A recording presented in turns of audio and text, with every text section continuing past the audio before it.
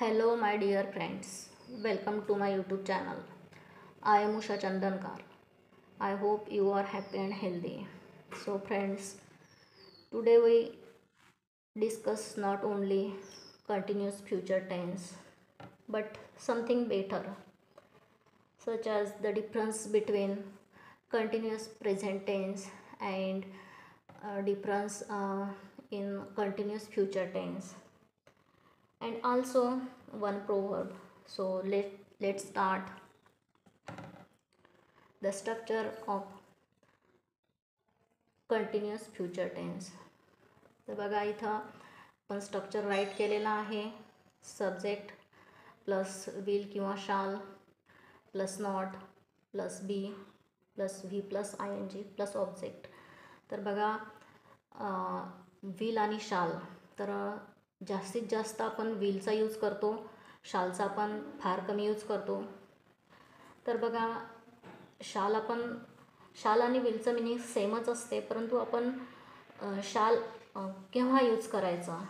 तर बघा हे एक सजेशन्स किंवा ऑफरसाठी आपण शालचा यूज करत असतो आणि हे एक ट्रेडिशनल आहे, त्यामुळे सहसा त्याचा उपयोग आता आपण करत नाही. तर बघा इथं काही एक्झाम्पल्स दिलेले आहेत. I will be reading a novel, she will be going to market, they will be watching TV, we will be studying English. तर विल आणि शाल आणि त्याचबरोबर इथं जो बी आहे हा आपल्याला सजेस्ट करतो की कंटिन्युअस फ्युचर टेन्स म्हणजे जी क्रिया फ्युचरमध्ये काय आहे, भविष्यकाळामध्ये ती काय चालू असेल. जसं आता I will be reading a novel, की मी नॉव्हेल काय करत असेल, रीड करत असेल, बीज करत असेल. जर बीचा आपण इथं जर मिनिंग बघितलं प्रॉपर तर काय असेल, करत असेल. आता याचा क्वेश्चन फॉर्म कसा तयार करायचा. तर बघा इथं सुद्धा स्ट्रक्चर राईट केलेलं आहे. स्ट्रक्चरमुळे तुम्हाला इझिली क्वेश्चन बनवता येतो आणि लक्षात सुद्धा ठेवू शकतो आपण. तर सुरुवातीला आपण विल किंवा शाल घेतलेला आहे, प्लस आहे subject plus be plus V plus I N G plus object आणि लास्टला येतो क्वेश्चन. तर बघा will I be making sandwich question mark, will he be asking me a question, will they be going early tomorrow, will Sita be eating breakfast. तर ती खात will I be making a sandwich, की मी sandwich बनवत असेल का. will he asking me a question, तो मला question विचारत असेल का. तर बघा आपण सुरुवात ही क्वेश्चन कंटिन्युअस फ्युचर टेन्समध्ये आपण सुरुवात क्वेश्चनची करताना विलपासून आपण स्टार्ट केलेला आहे. तर आता बघा डिफरन्स नेमका काय असतो कंटिन्युअस प्रेझेंट टेन्समध्ये आणि कंटिन्युअस फ्युचर टेन्समध्ये, नेमका डिफरन्स कोणता असतो. तर त्यामध्ये बघा जे स्ट्रक्चर मेन आहे त्या स्ट्रक्चरमध्ये मेन हा बदल राहतो. सहसा बघा सब्जेक्ट, आता कंटिन्युअस प्रेझेंट टेन्सचं जे स्ट्रक्चर आहे त्याच्यामध्ये असतो subject plus am is are plus V plus I N G आणि इथं लास्टला प्लस ऑब्जेक्टसुद्धा येतो, तो मी लिहिलेला नाही आहे. तर बघा इथं जे आपण ऑक्झिलरी व्हर्ब किंवा त्यालाच आपण हेल्पिंग व्हर्ब म्हणतो त्याच्यामध्ये तुम्हाला चेंजेस दिसेल. इथं subject plus am is are use केलेला आहे आणि आपण फ्युचर टेन्समध्ये कंटिन्युअस फ्युचर टेन्समध्ये आपण विल बी यूज करतो. तर हा मेन याच्यामधला डिफरन्स आहे. आणि दुसरा जो आहे ते ॲक्शन, जी आपल्याला action, it shows an action that is happening now or is going at the present moment, की जी ॲक्शन प्रेझेंटमध्ये चालू आहे त्याला, जी क्रिया प्रेझेंटमध्ये चालू आहे त्याला आपण कंटिन्युअस प्रेझेंट टेन्स म्हणतो. आणि for example I am studying English, की मी इंग्लिशचा अभ्यास करत आहे.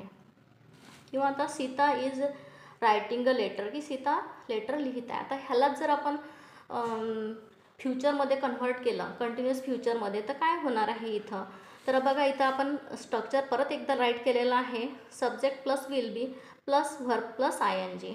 आणि इथं जसं इथं आपण सेंटेन्स वर बघितलेलं आहे की आय एम स्टडिंग इंग्लिश, तर खाली तेच सेंटेन्स आपण थोडंसं चेंज केलेलं आहे की I will be studying English at 8 PM, की मी अभ्यास करत असेल किती वाजता, रात्रीच्या 8 वाजता.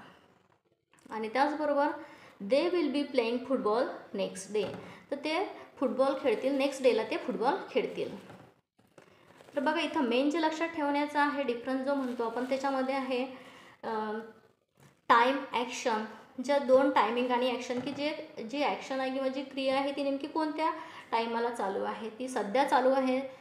जर आत्ता चालू असेल तर ती प्रेझेंटमध्ये आहे, जर ती होईल तर ती विल बी असेल किंवा होईल तर ती काय जाणार आहे फ्युचरमध्ये, फ्युचर कंटिन्युअसमध्ये.